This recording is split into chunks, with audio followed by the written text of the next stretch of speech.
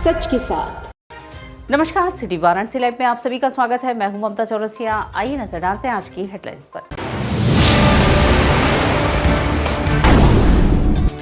कड़ी सुरक्षा व्यवस्था के बीच नगर में अदा की गई अलविदा जुमे की नमाज। मुल्क की तरक्की के लिए मांगी गई दुआ। नवरात्रि को लेकर वाराणसी नगर निगम का सख्त फैसला। मांस मछली की दुकानें रहेंगी बंद, उल्लंघन पर होगी कार्यवाही। इंदिरा गांधी राष्ट्रीय कला केंद्र के क्षेत्रीय केंद्र द्वारा 2 दिवसीय अंतर्राष्ट्रीय संगोष्ठी आयोजित। भारत के आगम परंपरा पर हुई चर्चा। और बीएचयू के छात्रों ने शूरवीर महाराणा सांगा जी पर अभद्र टिप्पणी करने वाले राज्यसभा सांसद का फूका पुतला। अब समाचार विस्तार से। कड़ी सुरक्षा व्यवस्था के बीच नगर में अलविदा जुमे की नमाज अदा की गई। ईद से पहले मुस्लिम समुदायों में अलविदा की नमाज का विशेष महत्व है। इसी बीच शुक्रवार को शहर के तमाम मस्जिदों में शांतिपूर्वक तरीके से ईद की नमाज पढ़ी गई। इस दौरान पुलिस प्रशासन पूरी तरह से अलर्ट मोड पे रहा। शहर के ज्ञानवापी, लंगड़ा हाफिज मस्जिद, नदेसर मस्जिद समेत कई छोटे बड़े मस्जिदों में नमाजियों की भीड़ उमड़ी, जहाँ सभी ने तगड़ी सुरक्षा व्यवस्था के बीच परंपरा का निर्वहन किया। नई सड़क लंगड़ा हाफिज मस्जिद में मौलाना जाकिरुल्लाह आसादुल कादरी ने आखिरी जुमा की नमाज अदा करवाई। यहाँ जिला प्रशासन द्वारा सुरक्षा की व्यापक व्यवस्था की गई थी। इस दौरान मुल्क सबकी खुशहाली, नफरतों से शांति, भारत में गंगा जमनी तहजीब कायम रहे की दुआ की गई। नमाज के पूर्व मौलाना जाकिरुल्लाह ने तकरीर भी किया। सांस्कृतिक संकुल के समीप स्थित बड़ी मस्जिद में लोगों ने शांतिपूर्ण ढंग से अलविदा जुमे की नमाज अदा की है। लोग नमाज पढ़कर शांतिपूर्ण ढंग से अपने घरों को जाते दिखाई दिए। इस दौरान थाना लालपुर पांडेपुर थानाध्यक्ष समेत पुलिस टीम मस्जिद के बाहर मुस्तैद रही। नदेसर स्थित जामा मस्जिद में भी जुमे की नमाज अदा की गई। यहाँ सुरक्षा की दृष्टि से प्रशासन ने कड़े प्रबंध किए थे। ये माह मुक़द्दस है और इस महीने में तमाम मुसलमान अल्लाह की इबादत और रियाज़त करते हैं और ये महीना हमें अमन और शांति का पैगाम देता है। अलविदा ये माह मुक़द्दस दिन हमें इंसानियत, भाईचारा का पैगाम देता है। जो है अलविदा जुमा है, इसको रमज़ान शरीफ का ये आखिरी जुमा होता है। इसमें 4 रमज़ान शरीफ में 4 जुमा पड़ा, ये आखिरी अलविदा होता है। अलविदा क्या होता है कि माह रमज़ान रुखसत, अब इसके बाद जो है रमज़ान में जो है कोई जुमा नहीं पड़ेगा, ये आखिरी जुमा होता है। इसमें लोगों के दिल में कसरत सी रह जाती है कि क्योंकि काश ये रमज़ान 2 महीने का हो, क्योंकि आज ज़िंदगी का इतना दिन भाग रहा है, इतनी जल्दी जल्दी दिन भाग रहा है कि आदमी का समय बहुत। अलविदाई जुमा कहते हैं और मुसलमान इस जुमे में ज़्यादा से ज़्यादा इकट्ठा होकर नमाज अदा करता है। आज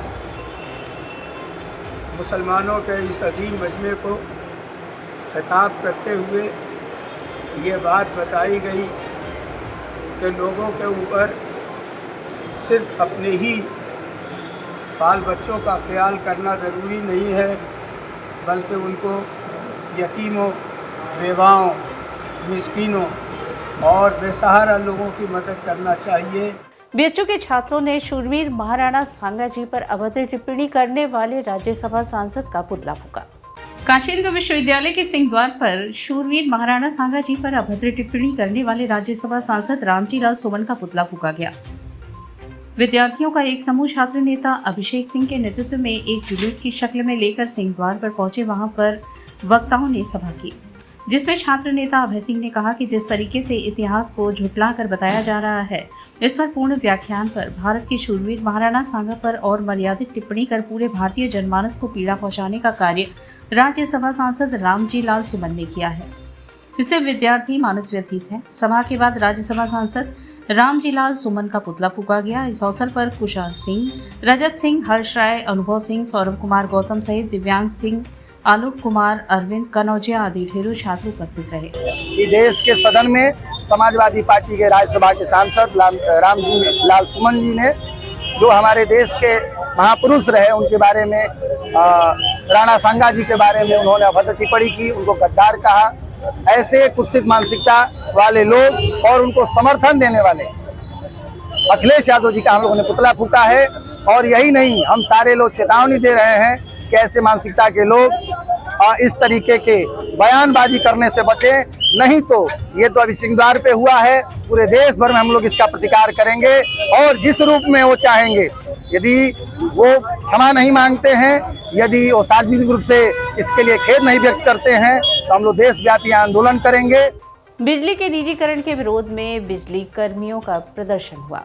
29 मार्च को वाराणसी में बिजली कर्मियों की विशाल महापंचायत होगी। विद्युत कर्मचारी संयुक्त संघर्ष समिति उत्तर प्रदेश के बैनर तले बिजली के निजीकरण के विरोध में आज भिखारीपुर स्थित हनुमान जी मंदिर पर हुई विशाल विरोध सभा, जिसमें केंद्रीय पदाधिकारियों ने उपस्थित होकर ट्रांजैक्शन कंसल्टेंट की नियुक्ति में भारी भ्रष्टाचार का खुलासा होने के बाद निजीकरण की सारी प्रक्रिया तत्काल निरस्त करने की मांग की है। बिजली के निजीकरण के विरोध के 120वें दिन प्रदेश के समस्त जनपदों और परियोजनाओं पर बिजली कर्मियों की विरोध सभा हुई, जिसको संबोधित करते हुए जितेंद्र गुर्जर ने कहा कि बिजली कर्मियों को मिल रही रियायती बिजली की सुविधा को खत्म करने की साजिश के तहत आज राजधानी लखनऊ के इंद्रलोक हाइडल कॉलोनी और प्रागनारायण मार्ग पर स्थित हाइडल कॉलोनी में बिजली कर्मियों के घरों में अवैधानिक ढंग से मीटर लगाने के विरोध में बिजली कर्मियों के साथ साथ उनके परिवारजनों का गुस्सा फूट पड़ा। दोनों कॉलोनियों में सैकड़ों की तादाद में महिलाएं और बच्चे अपने घरों से बाहर आ गए और आक्रोशित होकर प्रदर्शन करने लगे। पूरे दिन राजधानी लखनऊ में बिजली कर्मी और उनके परिवार वाले गुस्से में विरोध प्रदर्शन करने लगे और यही हाल पूरे प्रदेश के बिजली कर्मियों के द्वारा भी किया जाएगा यदि उनके यहाँ भी मीटर लगाने के साथ रियायती बिजली की सुविधा खत्म करने का काम प्रबंधन करता है। सभा में बताया गया कि 29 मार्च को वाराणसी में बिजली कर्मियों की विशाल महापंचायत आयोजित की गई है, जिसमें निजीकरण के विरोध में आंदोलन का शंखनाद किया जाएगा। सभा को जितेंद्र सिंह गुर्जर, मायाशंकर तिवारी, महेंद्र राय, श्रीचंद, सरयू प्रसाद त्रिवेदी, नरेंद्र वर्मा, ओपी सिंह, वेद प्रकाश राय, निखिलेश सिंह, सत्या उपाध्याय, एसके सिंह, नवदीप सैनी, रमाशंकर पाल, प्रशांत कुमार, उदयभान दुबे, अंकुर पांडे आदि ने संबोधित किया। 29 तारीख को यहाँ जो एक बहुत विशाल पंचायत करनी है और 9 तारीख को शक्ति भवन पर लखनऊ में हमारा बहुत बड़ा धरना प्रदर्शन होना है। उसके लिए हम लोग जिले जिले जा करके तैयारी कर रहे हैं और जो सरकार की तानाशाही पूर्ण अवैधानिक निजीकरण की नीति चल रही है उसका विरोध कर रहे हैं और उसी के विरोध के लिए आज यहाँ आए हुए हैं कि यहाँ के भी साथी एकजुट होकर के सारे लोग पूर्वांचल को जो 29 को हमारा कार्यक्रम होना है उसको सफल बनाने के लिए आए। इंदिरा गांधी राष्ट्रीय कला केंद्र के क्षेत्रीय केंद्र द्वारा द्विदिवसीय अंतर्राष्ट्रीय संगोष्ठी का आयोजन किया गया, जिसमें भारत की आगम परंपरा पर चर्चा की गई। भारत की आगम परंपरा का शाश्वत एवं जागृत स्वरूप है काशी। यहाँ की संस्कृति में शाश्वत भारतीय ज्ञान परंपरा को सृजने हेतु प्रतिबद्ध इंदिरा गांधी राष्ट्रीय कला केंद्र के क्षेत्रीय केंद्र वाराणसी द्वारा विषय भारत की आगम परंपरा पर आधारित द्विदिवसीय अंतर्राष्ट्रीय संगोष्ठी के अंतिम दिवस का संचालन 28 मार्च शुक्रवार को कला केंद्र के सभागार में निर्धारित समयानुसार प्रातः 10 बजे प्रथम सत्र का आयोजन हुआ। इस कार्यक्रम के अध्यक्ष प्रोफेसर केदारनाथ शर्मा थे। इस सत्र में जम्मू से प्रोफेसर करतार चंद शर्मा ने पवन विजय स्वरोदय के महत्वपूर्ण व्याख्याओं को तंत्र ग्रंथों से प्रतिपादित किया। नालंदा के डॉक्टर प्रांशु समदर्शी ने तिब्बत में बौद्ध तंत्र का वर्गीकरण एक ऐतिहासिक विश्लेषण प्रस्तुत किया। इसके उपरांत नेपाल देश के विशिष्ट विद्वान एवं सत्राध्यक्ष प्रोफेसर केदारनाथ शर्मा द्वारा कश्मीर की शोध परंपरा पर संभाषण किया गया। इस सारस्वत दिवस के द्वितीय सत्र के अध्यक्ष जैनागम के उद्भट विद्वान प्रोफेसर कमलेश कुमार जैन ने किया। प्रोफेसर जैन ने जैन धर्म में उपदिष्ट तंत्र मंत्र विधानों को विशिष्ट रूप में व्याख्यायित किया। इसके उपरांत पार्श्वनाथ विद्यापीठ के प्रोफेसर दीनानाथ शर्मा ने अर्धमागधी आगम साहित्य क्षेत्रीय केंद्र के निदेशक डॉक्टर अभिजीत दीक्षित ने शाक्त परंपरा को ललिता शास्त्र नाम से व्याख्यायित किया तथा डॉक्टर KTV राघवन पांचरात्र के संदर्भ में अपने शोध आधारित व्याख्यान दिए। इस विशेष अवसर पर professor Chandrabhushan Jha, professor Sitaram Dubey, professor Sheetla Prasad Upadhyay, professor Bhaktiputra Rohtam, professor Prahlad Giri, professor Shri Prakash Pandey, doctor Krishnanand Singh, professor Phoolchandra Jain, professor Kamlesh Kumar Jain, doctor Sanjay Tripathi एवं काशी के कई विशिष्ट विद्वान उपस्थित रहे। स्वाभाविक रूप से तंत्र जो हैं वो एक आज की दृष्टि से देखा जाए तो जाति, लिंग, वर्ण इन सब की उपेक्षा करके हम एक इस प्रकार की संस्कृति का निर्माण कर रहे हैं, खासतौर से आज के भारत में। नवरात्रि को लेकर वाराणसी नगर निगम ने सख्त फैसला लिया है। मांस मछली की दुकानें बंद रहेंगी, नियम का उल्लंघन करने वालों पर सख्त कार्रवाई होगी। नवरात्रि के पावन पर्व को ध्यान में रखते हुए वाराणसी नगर निगम ने एक अहम निर्णय लिया है। नगर निगम के उपसभापति ने बताया कि नवरात्रि के दौरान नगर निगम क्षेत्र में सभी मांस मछली की दुकानें बंद रहेंगी। इस आदेश का उद्देश्य धार्मिक भावनाओं का सम्मान करना और श्रद्धालुओं को स्वच्छ वातावरण प्रदान करना है। नगर निगम की कार्यकारिणी की बैठक में यह निर्णय सर्वसम्मति से पारित किया गया। नगर निगम ने स्पष्ट किया है कि यदि कोई दुकानदार इस आदेश का उल्लंघन करता है तो उसके खिलाफ सख्त कानूनी कार्रवाई की जाएगी और मामला भी दर्ज किया जा सकता है। यह आदेश धार्मिक नगरी काशी की परंपराओं को बनाए रखने के लिए लिया गया है। काशी को सनातन संस्कृति का केंद्र माना जाता है, जहां नवरात्रि के दौरान देवी दुर्गा की पूजा बड़े धूमधाम से की जाती है। इस पावन अवसर पर श्रद्धालु माता की आराधना करते हैं और व्रत उपवास रखते हैं। नगर निगम के इस निर्णय को धार्मिक भावनाओं के सम्मान में लिया गया कदम बताया जा रहा है। गौरतलब है कि इससे पहले जनवरी में भी नगर निगम ने काशी विश्वनाथ मंदिर के 2 किलोमीटर के दायरे में मांस मछली की बिक्री पर प्रतिबंध लगाया था। नगर निगम की कार्यकारिणी ने अब यह फैसला लिया है कि इस प्रतिबंध को सख्ती से लागू किया जाएगा और उल्लंघन करने पर कानूनी कार्यवाही की जाएगी। नगर निगम ने इस फैसले को प्रभावी बनाने के लिए दुकानदारों को नोटिस भी जारी किया है। नोटिस में कहा गया है कि निरीक्षण के दौरान कई दुकानों को अवैध रूप से संचालित पाया गया, जिनके पास लाइसेंस नहीं था। इसके अलावा साफ सफाई की कमी भी देखी गई। इस संदर्भ में वाराणसी के मेयर अशोक तिवारी ने कहा, पिछले साल सदन और कार्यकारिणी की बैठक में सर्वसम्मति से प्रस्ताव पारित किया गया था कि काशी विश्वनाथ मंदिर के 2 किलोमीटर के दायरे में किसी भी मांस या मांसाहारी उत्पाद की दुकान नहीं होनी चाहिए। अब इस आदेश को और सख्ती से लागू किया जाएगा। नगर निगम के इस निर्णय से श्रद्धालुओं में संतोष का माहौल है। नवरात्रि के दौरान काशी में भक्ति भाव से ओतप्रोत वातावरण बने रहने की उम्मीद है। कल कार्यकारिणी समिति की नगर निगम की बैठक थी, तो उसमें ये प्रस्ताव सर्वसम्मति से पारित हुआ कि जो नवरात्रि के दिन है पूरे 9, तो उनमें जो है कोई भी पूरे संपूर्ण नगर निगम क्षेत्र में कोई भी मीट मांस की दुकान नहीं खुलेगी। ऐसा प्रस्ताव इसमें सर्वसम्मति से पारित गया है, तो उसका अनुपालन निश्चित तौर पर कराया जाएगा। क्या ये पूरे वाराणसी में लागू हो गया? बिहार नहीं, और शहर दोनों? देखिए, जो नगर निगम का कार्यकारिणी समिति या सदन है, उनके जो निर्णय होते हैं वो नगर निगम का जो क्षेत्र है उसके लिए लागू होते हैं। तो पूरा नगर निगम का जो क्षेत्र है उसमें ये निर्णय लागू है। और यहाँ वक्त चला है एक छोटे से ब्रेक का, मिलते हैं ब्रेक के बाद। वाराणसी लाइव, सच के साथ। स्वामी हरसिवानंद पब्लिक स्कूल छात्र छात्राओं हेतु वातानुकूलित छात्रावास की सुविधा, हर तिमाही युक्त खेल का मैदान, इंडोर गेम आउटडोर गेम की सुविधा, जिम, योगा, ध्यान की विशेष कक्षा, एनसीसी एबीसी सर्टिफिकेट तथा करियर काउंसलिंग की सुविधा, विज्ञान कला तथा कॉमर्स के साथ वैकल्पिक विषयों की एक लंबी श्रृंखला, कम फीस में उत्कृष्टतम अध्ययन की व्यवस्था, शहर के सभी क्षेत्रों में बस की सुविधा, विज्ञान, कंप्यूटर तथा सभी आधुनिकतम प्रयोगशाला उपलब्ध, audio video classes. Swami Harsivanand public school and hostel, शिक्षण समूह, शाखाएं Garhwa Ghat, Ramna, Varanasi. Phone number 9554995413, Jagatganj Varanasi. Phone number 7408457111, Banpurwa, Ramna, Varanasi. Phone number 9554955412, railway station road, Churk, Sonbhadra. Phone number 7081109710, Marsada, Ghorawal, Sonbhadra. Phone number 955496319495 एवं स्वामी हरसिवानंद महाविद्यालय, Churk, Sonbhadra. Phone number 7081109711।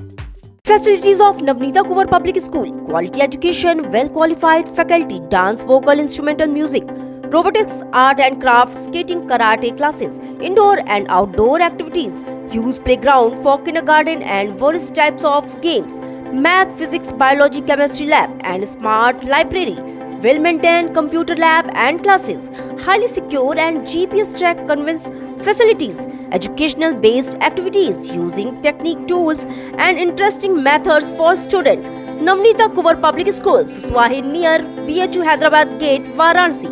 Mobile number 7311128462. Navneeta कुंवर पब्लिक स्कूल। अंकुरण IHS एक ऐसा स्कूल जहां पढ़ाई मस्ती से भरी हो। सिर्फ 4 घंटे का स्कूल टाइम, कम समय, ज्यादा सीखना, बिना स्कूल बैग के मस्ती भरी पढ़ाई, कोई बोझ नहीं, बस मजा। Smart classroom, safe splash pool और हरा भरा खेल का मैदान, सीखने का नया अंदाज, स्टेज एक्सपोजर और पर्सनालिटी डेवलपमेंट, आत्मविश्वास बढ़ाने के लिए सुरक्षित, स्वच्छ और हाइजीनिक माहौल, क्योंकि आपका बच्चा हमारी जिम्मेदारी है। International Hindi school Nagwa, Lanka, Varanasi. CBSE से मान्यता प्राप्त नर्सरी से लेकर 12वीं तक की कक्षा, स्मार्ट डिजिटल क्लासरूम्स और AC कक्षाओं संग well qualified teachers, robotics lab, biology lab, chemistry lab, physics lab एवं स्पेसिफिक आइंस्टाइन लैब, परिवहन व्यवस्था। The institution directed and controlled from USA.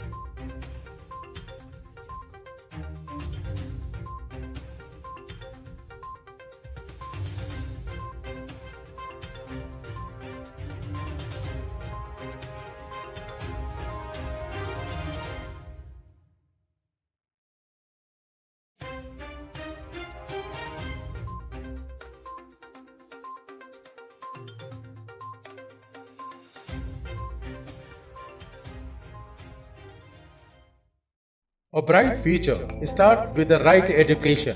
JPM English School, based on CBSE pattern. Admission open from pre-nursery to class 8. We provide high-quality education and expert guidance from experienced faculty. Spacious, calm and modern learning environment. A well-equipped computer lab. Modern science lab. Well-stocked library. Indoor games like chess, carom, ludo, etc. and outdoor games like skating, basketball, badminton, cricket, etc. Special yoga classes for overall physical and mental growth. Special personality development classes. Regular dance classes. Special music classes. Students, always remember that education is not a destination, it is a journey. So never stop. Keep pushing yourself to achieve your goals. Enroll today to JPM English School, Ganganagar Colony, Badaun, Varanasi. Call us at 700-7655-355. Varanasi live, सच के साथ। और break के बाद पुनः आपका स्वागत है। वाराणसी में नगर निगम म्यूनिसिपल ब्रांड से पहला आधुनिक होटल तैयार होगा जो सारे सुख सुविधाओं से लैस होगा। वाराणसी नगर निगम द्वारा पहली बार वाराणसी में म्यूनिसिपल ब्रांड के तहत मल्टीप्लेक्स होटल बनाने की तैयारी कर रहा है। इसके तहत जगह चिन्हित कर ली गई है। ये मल्टीप्लेक्स 52 करोड़ रुपए में बनाए जाएंगे। इसमें 66 room, 1 suit room, banquet hall, restaurant एवं अंडरग्राउंड पार्किंग बनाए जाएंगे, जिसका प्रधानमंत्री नरेंद्र मोदी से उद्घाटन कराने की तैयारी चल रही है। वाराणसी के सिगरा स्थित डॉक्टर संपूर्णानंद स्पोर्ट्स स्टेडियम के पूर्वी छोर पर 2565 वर्ग मीटर में 7963 वर्ग मीटर में G6 फ्लोर का निर्माण करना है, जो म्यूनिसिपल ब्रांड के तहत बनाया जाएगा, जिससे वाराणसी शहर में आधुनिक सुविधाओं से लैस होटल की सुविधा मिलेगी। नगर निगम का यह 66 रूम का पहला होटल होगा। शहर में होने के कारण बाहर से आए हुए श्रद्धालुओं को काफी सुविधा मिलेगी, जिससे नगर निगम के राजस्व में बढ़ोतरी होगी। नगर निगम के जनसंपर्क अधिकारी संदीप श्रीवास्तव ने बताया कि नगर निगम के म्यूनिसिपल ब्रांड के तहत सिगरा स्टेडियम के पूर्वी छोर पर कमर्शियल भवन बनाने की योजना है। ये 2565 वर्ग मीटर पर 7963 वर्ग मीटर पर ग्राउंड फ्लोर प्लस 6 फ्लोर का निर्माण कराया जाएगा। इसकी लागत 52 करोड़ रुपए निर्धारित की गई है। जनसंपर्क अधिकारी ने आगे कहा कि प्रधानमंत्री नरेंद्र मोदी का संसदीय क्षेत्र है। यहाँ पर म्यूनिसिपल ब्रांड लागू होना अपने आप में गर्व का विषय है। हम लोगों का प्रयास रहेगा कि प्रधानमंत्री नरेंद्र मोदी द्वारा ही इसका शुभारंभ कराया जाए। संदीप श्रीवास्तव ने बताया कि व्यावसायिक कॉम्प्लेक्स बनाने का मुख्य उद्देश्य है कि यहाँ पर बगल में ही स्पोर्ट्स स्टेडियम है। श्री काशी विश्वनाथ मंदिर भी पास में है। काशी घूमने लाखों की संख्या में पर्यटक आते हैं। उनके रुकने के लिए पर्यटकों को आसानी होगी। नगर निगम वाराणसी को भी आर्थिक दृष्टि से मजबूती प्रदान होगी। सिगरा पर सिगरा स्टेडियम के पूर्वी क्षेत्र में वहाँ पर नगर निगम वाराणसी के द्वारा म्यूनिसिपल बॉन्ड योजना के अंतर्गत वहाँ पे कमर्शियल भवन बनाने जाने की योजना चल रही है। ये करीब 2565 वर्ग मीटर है, जहाँ पे निर्माण एरिया ये करीब है 7963 वर्ग मीटर पे इसका निर्माण कराया जाएगा। G+6 मतलब ग्राउंड भूतल से लेकर के 6 मंजिल का ये बनेगा, जिसमें होटल है, बैंक्वेट है, रेस्टोरेंट है और सारी चीज़ें हैं। आधुनिक तरीके से ये बनाया जाएगा। 66 कमरे का होटल बनाया जाएगा यहाँ पे। इसकी लागत 52 करोड़ रुपए निर्धारित की गई है और यह म्यूनिसिपल बॉन्ड के अंतर्गत। महुआ एक बहु उपयोगी वृक्ष पर 1 दिवसीय जागरूकता एवं प्रशिक्षण कार्यक्रम का आयोजन हुआ। भारतीय वानिकी अनुसंधान एवं शिक्षा परिषद पारिस्थितिकी पुनर्स्थापन केंद्र प्रयागराज की तरफ से राजीव गांधी दक्षिणी परिसर बरकछा मिर्जापुर में महुआ एक बहु उपयोगी वृक्ष विषय पर 1 दिवसीय जागरूकता प्रशिक्षण कार्यक्रम का आयोजन किया गया। कार्यक्रम का आयोजन आचार्य प्रभारी दक्षिणी परिसर प्रोफेसर विनोद कुमार मिश्र के दिशा निर्देशों में किया गया। कार्यशाला की शुरुआत अरविंद राज मिश्रा प्रभागीय वन अधिकारी मिर्जापुर द्वारा किया गया। मुख्य अतिथि ने महुआ से होने वाले लाभ के साथ ही पर्यावरण से जुड़े महत्व एवं उसके बचाव पर व्याख्यान प्रस्तुत किया। कार्यक्रम समन्वयक एवं वरिष्ठ वैज्ञानिक डॉक्टर कुमुद दुबे ने महुआ के महत्व एवं जीविकोपार्जन पर प्रकाश डाला। विशिष्ट अतिथि के रूप में तपस मिहिर वन्य जीव प्रतिपालक कैमूर ने जागरूकता एवं प्रशिक्षण विषय पर अपने अनुभव एवं विचार साझा किए। कार्यक्रम के अंतर्गत किसानों को जागरूक करने हेतु कृष्णा ग्रुप प्रयागराज द्वारा महुआ के महत्व एवं उसके गुणों पर एक नुक्कड़ नाटक का आयोजन किया गया। मुख्य अतिथि डॉक्टर BMN कुमार, समन्वयक दीनदयाल उपाध्याय कौशल केंद्र ने उन्नत महुआ वृक्ष किसानों को प्रदान किया।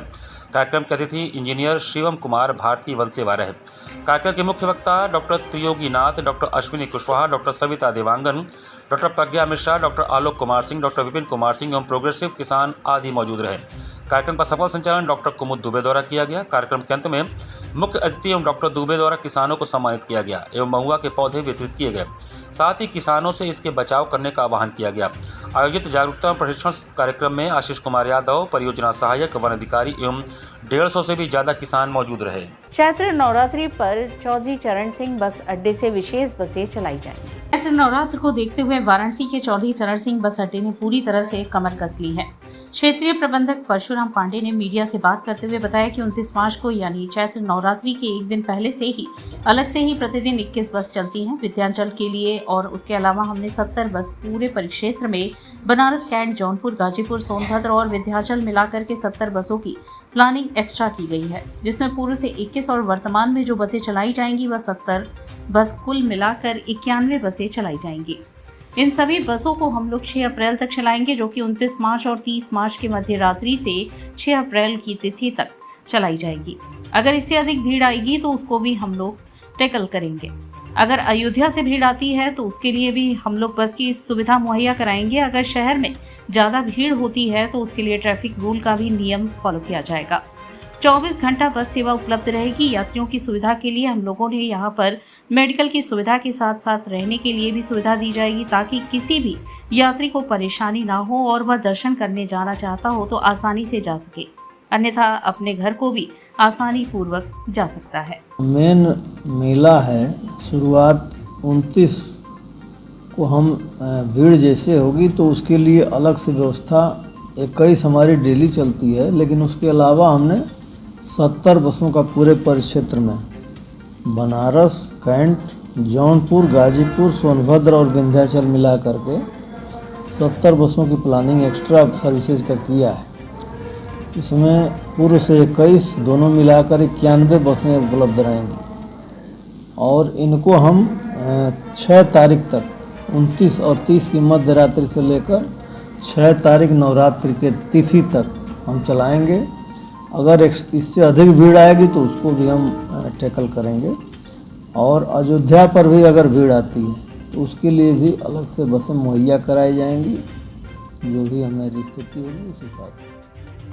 7 दिवसीय भागीरथी कथा का समापन हुआ। चिदईपुर थाना अंतर्गत वृंदावन कॉलोनी कमलवीर में 7 दिवसीय श्रीमद् भागवत भागीरथी के पावन कथा का समापन, जिसमें हजारों की संख्या में श्रद्धालु ने भंडारे का प्रसाद ग्रहण किया। वहीं वृंदावन से आए कथावाचक ने बताया कि भागवत का मतलब है कि जिससे हम भाग न सके।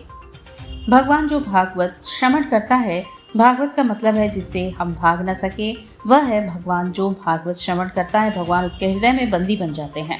जब भगवान बंदी बन जाएंगे तब हम कुछ भी कर लेंगे। भागवत है भगवान शंकर काशी में कड़कड़ में शिव बसते हैं। हर वक्त अगर यहाँ पर भागवत कथा का चिंतन हो तो सब हो जाएगा। महाभागवत भागवत हमें यह संदेश देती है कि हम सत्कर्म करें। सत्कर्म क्या है? जो कर्म करने योग्य वही सत्कर्म है। अपने माता पिता के कल्याण के लिए क्या कर सकते हैं, उसके लिए भागवत धर्म भागवत मुक्ति पंथ दिखाता है। मुक्ति के लिए जब तक वह मृत्यु लोक में है तब तक तो हम उनके लिए करते हैं, वह हमारे लिए करते हैं, लेकिन भागवत हमें लोक और परलोक का ज्ञान सिखाता है। अगर हमने उनके निमित्त में कोई अनुसंधान किया तो उसका लाभ प्रत्यक्ष उनको मिलेगा। जैसे कि सूर्य भगवान जल ले लेते हैं, उसी प्रकार मृत्यु लोक में हमारे पितृ तृप्त होते हैं। यही हमको भागवत कथा में सीखना है। इसलिए सभी को भागवत कथा सुनना और उस पर अमल करना चाहिए। भागवत का मतलब है जिससे हम भाग ना सके, वो है भगवान। जो भागवत श्रवण करता है भगवान उसके हृदय में बंदी बन जाते हैं, और जब भगवान बंदी बन जाएंगे तो जो हम चाहेंगे वो करवा लेंगे। तो भागवत है भगवान शंकर, शिवम महाभागवतम नमामि। काशी में तो आपको पता ही हर कण कण में शिव है, और अगर हर क्षण यहाँ भागवत कथा का चिंतन हो तो सब हो जाएंगे महाभागवत। तो भागवत हमें ये संदेश देती है कि हम सत्कर्म करें, और सत्कर्म क्या है? जो कर्म करने योग्य है वही सत्कर्म है। हम अपने माता पिता के कल्याण के लिए क्या कर सकते हैं? इसके लिए भागवत धर्म है। भागवत मुक्ति पंथ दिखाता है, मुक्ति के लिए होता है। जब तक वो मृत्यु लोक में है तब तक तो हम उनके लिए करते हैं, वो हमारे लिए करते हैं, लेकिन भागवत हमें लोक और परलोक का ज्ञान कराती है। डाभी में चल रहे श्रीमद देवी भागवत कथा का समापन हुआ। अंतिम दिन देवी उपासिका साध्वी गीतांबा तीर्थ का अभिनंदन हुआ। डाभी स्थित कमला आशीर्वाद वाटिका में चल रहे श्रीमद देवी भागवत कथा के 9वें दिन गुरुवार को कथा का अमृतपान कराते हुए देवी उपासिका साध्वी गीतांबा तीर्थ ने कहा कि मां आदिशक्ति ने देवताओं का भी घमंड चूर किया था। कथा का वर्णन करते हुए उन्होंने कहा कि शुंभ निशुंभ एवं दानव राज अरुण के वध के बाद सारे देवताओं को अहंकार हो गया कि मैं ही सर्वशक्तिशाली हूँ, मैं ही बड़ा हूँ। इस समय एक तेज ज्वाला स्वर्ग से निकली जिसे देखकर इंद्र भयभीत हो गए और उन्होंने वरुण को भेजा कि जाकर पता करो ये ज्वाला कैसा है, वह ज्वाला से निकला तेज कैसा है। जब वरुण उस ज्वाला तेज के पास पहुंचे और पूछे आप कौन है, तो ज्वाला तेज ने पूछा कि आप कौन है, तो वरुण बोले कि मैं वरुण हूँ, 2 मिनट में पूरे ब्रह्मांड को बहा सकता हूँ। तब ज्वाला कहती है कि सामने रखा एक तिनका का पहले बहा दो तो जाने। वरुण ने सारी शक्ति लगा दी लेकिन वह तिनका अपनी जगह से हिला नहीं। इसके बाद इंद्र ने अग्नि वायु सहित सभी देवताओं को भेजा लेकिन कोई भी तिनका हिला नहीं पाया। इसके बाद स्वयं इंद्र पहुंचे तो ज्वाला गायब हो गई। इससे दुखी होकर इंद्र देवता गुरु बृहस्पति के पास पहुंचे तो गुरु बृहस्पति ने कहा कि आप आदि शक्ति की आराधना करिए। गुरु बृहस्पति के कहने पर इंद्र ने जब आदि शक्ति की आराधना की तो वह ज्वाला के रूप में प्रकट हुई और इंद्र से कही कि यह सारी सृष्टि आदि शक्ति के आशीर्वाद से चल रही है, देवताओं को घमंड नहीं करना चाहिए। आज जो कुछ भी है वह आदि शक्ति के चाहने से ही है, यह पूरी सृष्टि की रचना आदि सृष्टि की है। देवी उपासिका ने कहा कि आदि शक्ति ने देवताओं का घमंड चूर कर उनको यह सबक दिया कि घमंड करना ठीक नहीं है। आदि शक्ति की आराधना करने से जहाँ सभी कष्ट दूर होते हैं वहीं सभी मनोकामनाएं भी पूर्ण होती हैं। देवी उपासिका साध्वी गीतांब तीर्थ का अभिनंदन किया गया। अभिनंदन करने वालों में नागेश सिंह, नगवा वार्ड के पार्षद रविंद्र सिंह, मनोज यादव, काशी विश्वविद्यालय स्थित सेंट्रल लाइब्रेरी के रामा पांडे एवं जागृति फाउंडेशन के महासचिव रामयश मिश्र थे, जिन्होंने संयुक्त रूप से देवी उपासिका का माल्यार्पण, स्मृति चिन्ह एवं लाल चुनरी पहनाकर नागरिक अभिनंदन किया। आज हम यही संदेश देंगे कि भैया जो आप लोग इतनी भ्रूण हत्या की है उसको बंद कर दीजिए। बंद तो हो ही गया है, 20 साल से मेरा मुहिम चल रहा है और बंद हो गया, काफ़ी हद तक बंद है। तो हम यही संदेश देंगे कि आप घर घर कन्या जो खोजने जाती हैं मत जाइए, अपने घर में ही कन्या पैदा करिए और उसका पूजन करिए। वो साक्षात दुर्गा हैं और दुर्गा आपके घर में अगर आती है तो सुख समृद्धि ऐश्वर्य की प्राप्ति होती है। श्रीमद् देवी भागवत में 12 स्कंद हैं। 12 स्कंद में भगवान राम भी दुर्गा की शरण में गए हैं, कृष्ण भी दुर्गा की शरण में गए हैं, ऋषि मुनि महर्षि भी गए हैं और मनवंतर में मनु भी इनकी शरण में आए हैं, तब जाके इनका उद्धार हुआ है। सारे देवी देवता जो भी रहे सबका कल्याण आदिशक्ति प्रकृति ने ही किया है। और हमारा शास्त्र कहता है विद्या समस्ता तो देवी वेदा, स्त्रियाँ समस्ता सकला जगत्सु। जितनी भी स्त्रियाँ हैं सब शक्ति की स्वरूप है और अपनी अपनी शक्ति को पहचानो। इसलिए शक्ति को बचाओ और शक्ति को एक अच्छा संस्कार दो, एक अच्छी शिक्षा दो, एक अच्छा उनके अंदर मनोबल पैदा करो। काशी वंदन सांस्कृतिक कार्यक्रम में नाद स्वरम की प्रस्तुति हुई। आंध्र प्रदेश से आए शशांकर शर्मा तथा उनके सूर्य मद्रिका ग्रुप का नाद स्वरम वादन की प्रस्तुति ने समा बांधा। गुरुवार को जिला प्रशासन एवं जिलाधिकारी वाराणसी द्वारा आयोजित काशी वंदन सांस्कृतिक कार्यक्रम में नाद स्वरम की प्रस्तुति हुई, जो कि आंध्र प्रदेश से आए शंकर शर्मा तथा उनके सूर्य मद्रिका ग्रुप का नाद स्वरम वादन की प्रस्तुति हुई, जिसमें सर्वप्रथम गणेश वंदना की प्रस्तुति हुई तथा उसके पश्चात कुछ अन्य शास्त्रीय वादन से कलाकारों ने दर्शकों को मोहित कर दिया। इसके उपरांत द्वितीय प्रस्तुति में उपशास्त्रीय गायन तथा भजन गीत का कार्यक्रम आयोजित हुआ, जिसमें वाराणसी के युवा कलाकार रामानंद सिंह का कार्यक्रम हुआ, जिसमें सर्वप्रथम श्री राम जी पर आधारित चैती की प्रस्तुति हुई। तत्पश्चात श्री राम जी के प्रति श्री हनुमान जी के प्रेम अभिव्यक्त करते हुए एक सुंदर भजन की प्रस्तुति हुई तथा अंत में कुछ निर्गुण भजन से कार्यक्रम को समाप्त किया गया। इनके साथ तबले पर कृष्णा प्रजापति तथा हारमोनियम पर अनंत अवि ने कुशल संगत किया। कार्यक्रम का संचालन काशी विरासत संरक्षण समिति के सदस्य अंकित सिंह तथा धन्यवाद ज्ञापन अनूप मिश्रा सदस्य काशी वंदन ने किया।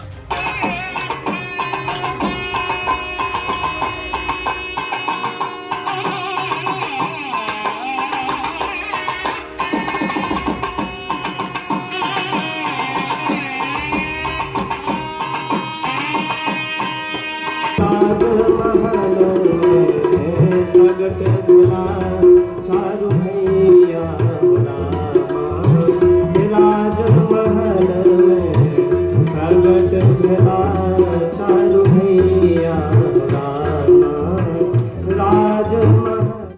और इसी के साथ सिटी वाराणसी लाइव का यह प्रसारण यहीं समाप्त होता है। ममता चौरसिया को दे इजाजत। नमस्कार।